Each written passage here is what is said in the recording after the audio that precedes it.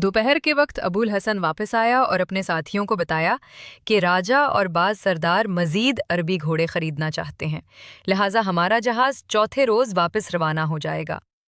अब्दुल्ला ने उन्हें कुछ दिन और ठहरने का मशवरा दिया, लेकिन अबुल हसन ने जल्द वापसी का वादा करके इजाज़त ले ली। अब्दुल्ला ने कहा, अभी हमें इस्लाम के मुताल्लिक बहुत कुछ जानना है। अगर आप तलहा को यहाँ छोड़ जाएं तो बहुत अच्छा होगा। अबुल हसन ने तलहा की तरफ देखते हुए जवाब दिया, अगर ये पसंद करे तो मैं उन्हें बखुशी यहीं छोड़ दूं। तलहा ने यह दावत खुशी से कबूल कर ली। अगले दिन अबुल हसन के साथी बादबानों की मुरम्मत में मसरूफ़ थे और खुरोनोश का ज़रूरी सामान खरीदने के लिए शहर गए। दिलीप सिंह और अब्दुल्ला से मशवरा करके अबुल हसन ने अपने सरमाए से 8 हाथी और बाकी जहाज माल से भर लिया। शाम के वक्त अबुल हसन अब्दुल्ला के बागीचे में चहलकदमी कर रहा था कि पीछे से किसी के कदमों की आहट सुनाई दी। मुड़कर देखा तो सलमी खड़ी थी, चेहरा गम से भरा हुआ। वो चेहरा जो 2 दिन पहले मुस्कुराहटों का गहवारा था, अब हुज़्नो मलाल की तस्वीर बना हुआ दिखाई दिया। वो आंखें जो रात के सितारों से ज़्यादा दिलफरीब थीं, अब अश्कों से तर और उदासी में डूबी हुई थीं। अबुल हसन ने कदरे बेएतनाई से पूछा, सलमी, तुम यहाँ क्या कर रही हो? अबुल हसन का रोखा लहजा सुनकर सलमी ने ज़ब्त खो दिया और उसकी आंखों से आंसू छिलक पड़े।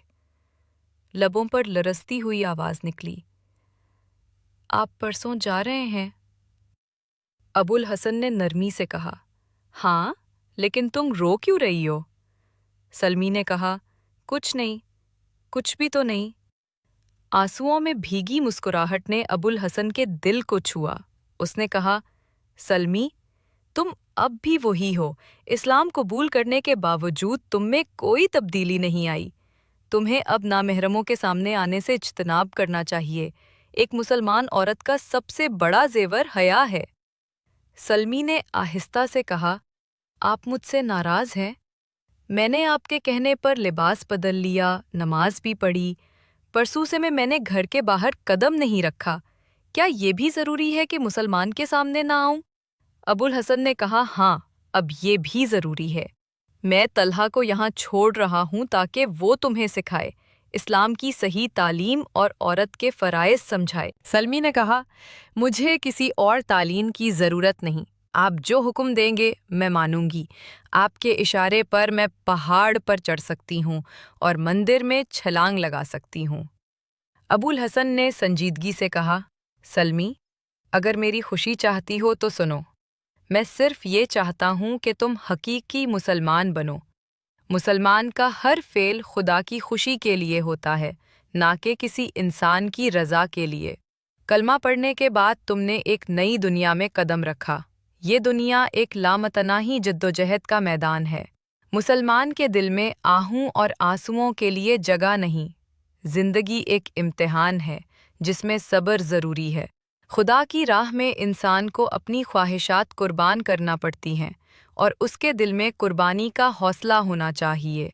अरब जाओ तो देखोगी, औरतें अपने शौहरों को जिहाद पर भेजती हैं, लेकिन उनकी आंखों में आंसू नहीं आते, क्योंकि वो खुदा की रज़ा को दुनिया की खुशी पर तरजीह देती हैं। अगर तुमने मुझे खुश करने के लिए इस्लाम कबूल किया तो तुमने इस्लाम को अभी समझा नहीं।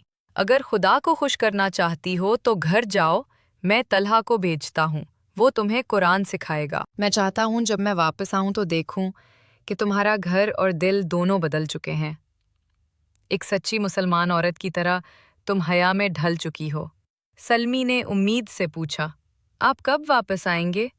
अबुल हसन ने कहा, मैं दिन मुकर्रर नहीं कर सकता, लेकिन इरादा है कि घोड़े खरीदकर फ़ौरन लौट आऊं।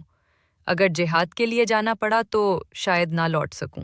ये सुनकर सलमी के चेहरे पर फिर उदासी छा गई और आंखों में आंसू घड़ते हुए बोली, नहीं, यूं ना कहिए, खुदा आपको ज़रूर वापस लाएगा। अबुल हसन ने कहा, अगर तुम दुआ करती रहोगी तो इंशाअल्लाह मैं ज़रूर वापस आऊँगा।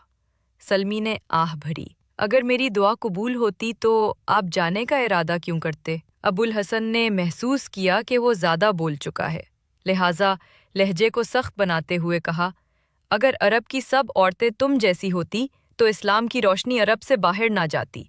سلمی نادم ہو کر واپس ہوئی اور خود سے بولی، میں کتنی بے وقوف ہوں، میں نے یہ کیوں کہا؟ تھوڑی دیر بعد وہ کوٹھے پر چڑھی اور سمندر کی طرف دیکھی۔ افق مغرب پر سورج گرم لوہے کے تھال کی طرح چمک رہا تھا۔ آسمان پر شفق کی سرخی میں ہلکے بادل تیر رہے تھے۔